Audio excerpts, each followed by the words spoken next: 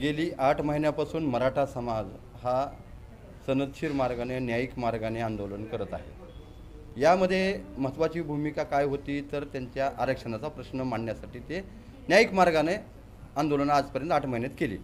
परंतु या शासनानं त्याच्याकडं दुर्लक्षित करत वेगवेगळे जी.आर. काढत वेगवेगळ्या भूमिका मांडत या समाजाला दिशाहीन केलं होतं। यामध्ये सगळ्यात महत्त्वाचं काय झालं की मराठा समाजाने जे आंदोलनं केली ते तीव्र आंदोलनं झाली बी, परंतु शासनाकडे याची कुठल्याही प्रकारची दखल झाली नाही।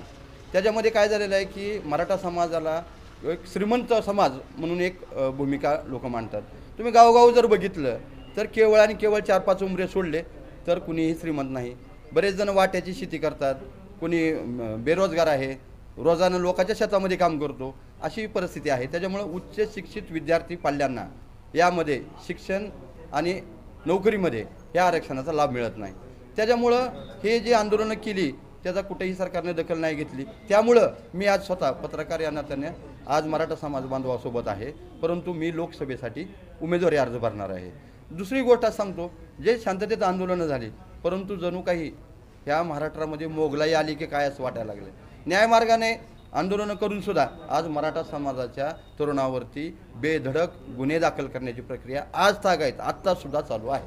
याचा मी इथं निषेध करतो आणि येत्या लोकसभेमध्ये हे मराठा समाजाचे तरुण 1000 फॉर्म भरून त्यांना त्यांची जागा दाखवून देतील। निवडणूक हे लढण्यासाठी आहे, निवडून येणं नाही येणं ही जनता मतदार राजा आहे, त्याचा मी मालक नाही। त्याच्यामुळे येता काळ आपल्याला दिसेल। आरक्षणासाठी हा जो लढा चालू आहे तर दुसरीकडे सरकारनं सर्व क्षेत्रांमधलं आरक्षण संपवलेलं आहे, कसं बघताय? नाही, आरक्षणाचा लढा हा चालूच आहे।